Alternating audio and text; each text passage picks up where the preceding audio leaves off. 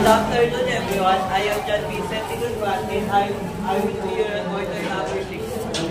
So without further ado, a small monument in Baguio is a square pyramid. Each square face has a side length of 12 meters, and each triangular face has a flat side of 15 meters. What is the total surface area of the monument including the base? Since we're finding the surface area of a square pyramid, we will use the formula SA is equal to base squared plus 2 times base times length.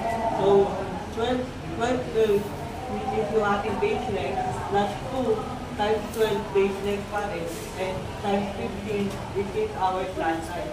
So 12 squared is equal to 144 plus 2 brings out lang.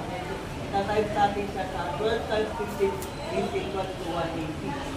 Then, bring down lang natin yung 144. Then, 2 times 180 is equal to 360. So, 144 plus 360 is equal to 504. That's why, ang surface area ng ating square pyramid is 504 meters squared. Number 12. A new taubetor is using special boxes in the shape of a square pyramid to serve its tower. The base of each box is a square with a side length of 8 centimeters, and the flat side of each triangular side is 10 centimeters.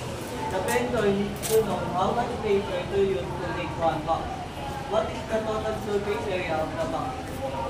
Since square pyramid pa rin yung hinahanap natin, the same formula pa rin yung gagamitin natin. This is yung SA equals base squared plus 2 times base times length. So, yung base length which is 8 cm is lalagyan natin siya ng squared. Base squared plus 2 times 8 base length pa rin times 10 which is yung ating flat side. So, 8 squared is equals to 64 plus 2 times 8 times 10 is equals to 80. So, yung 64, we bring down na natin, then i-sum natin siya sa 2 times 8 which is 160. So, 64 plus 160 is equals to 224. Kaya, ang total surface area ng square pyramid natin is 224 square centimeters. That's the end of the report. Thank you.